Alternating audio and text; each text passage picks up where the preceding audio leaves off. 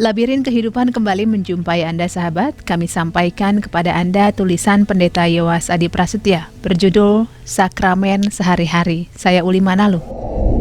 Dalam tulisan kali ini Pendeta Yowas memberikan subjudul 3 tahap kehidupan spiritualitas.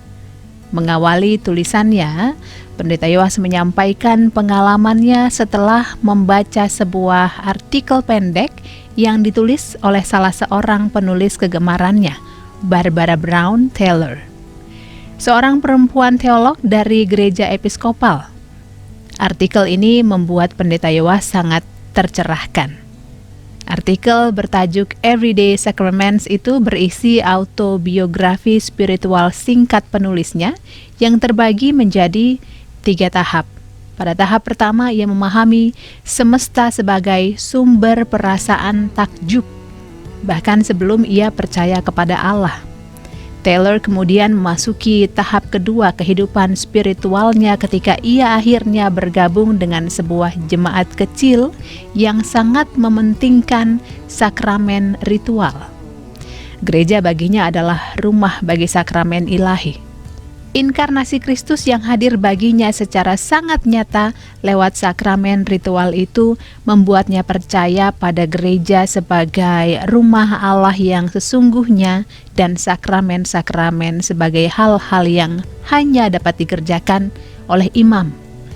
Ia melanjutkan, saya mulai memahami kekudusan sebagai sesuatu yang berhubungan dengan gereja, church thing, dan bukan berhubungan dengan dunia, world thing. Tahap ketiga dialaminya justru karena jemaat yang mengasuhnya juga percaya bahwa sakramen sesungguhnya tidak terbatas pada 2 atau 7 sakramen ritual. Ia mulai berani mempercayai bahwa Allah dijumpai dengan banyak cara. Semuanya bermakna sakramental. Ia menulis dengan indahnya demikian. Pola kelahiran kembali yang sama yang saya pelajari di dalam baptisan tampil di dalam segala sesuatu, mulai dari mandi hingga menyiram tanaman. Pola relasi yang sama yang saya pelajari di dalam perjamuan kudus tersedia di setiap santapan yang dimakan dengan penuh perhatian. Penumpangan tangan terjadi sementara saya menggendong seorang bayi yang menangis atau mengusap punggung seorang sahabat yang bersedih. Dengan sedikit minyak, saya bahkan dapat melayankan sebuah sakramen pemijatan yang cukup enak. Ketika saya berjalan keluar dan melihat asap mengepul dari tumpukan sampah yang dibakar, saya menyaksikan sebuah sakramen kematian yang tengah beralih ke kehidupan.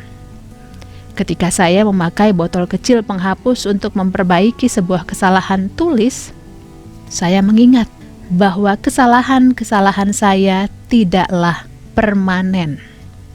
Indah sekali, bukan?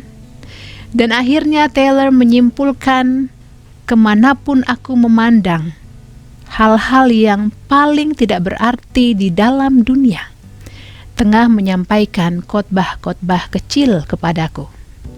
Kemanapun saya berpaling, dunia tengah memancarkan terang. Sahabat, subjudul berikutnya dalam tulisan ini adalah sakramen dan sacramentally.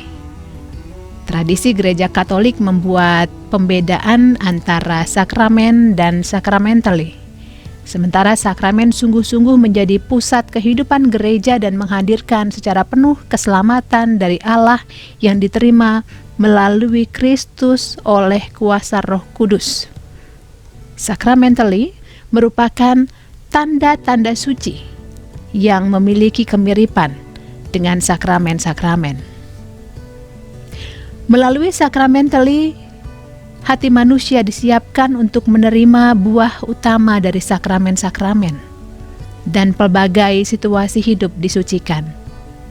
Apa yang termasuk ke dalam sacramentally adalah doa, penumpangan tangan, tanda salib, pemberian berkat, dan sebagainya. Hal-hal tersebut bukan sakramen, namun menuntun umat untuk percaya pada sakramen. Sementara itu, gereja-gereja Protestan terbagi ke dalam beberapa sikap yang berbeda terhadap sacramentally ini. Gereja-gereja yang mewarisi tradisi Calvin cenderung menolak sacramentally sebab dikhawatirkan semua itu menggiring manusia pada praktik magis.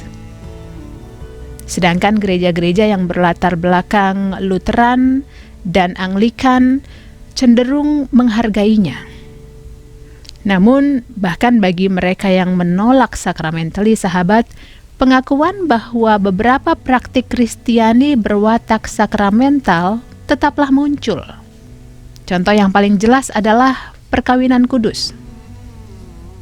Perkawinan bukanlah sakramen, namun ia jelas berwatak sakramental.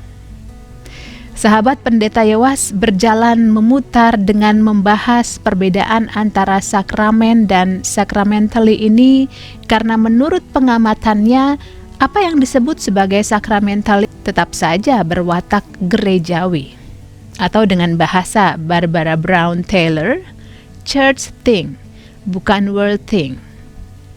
Sahabat, agaknya kegemaran memisahkan yang gerejawi dan yang duniawi, yang rohaniah dan yang jasmaniah sangat kental di dalam benak banyak orang Kristen.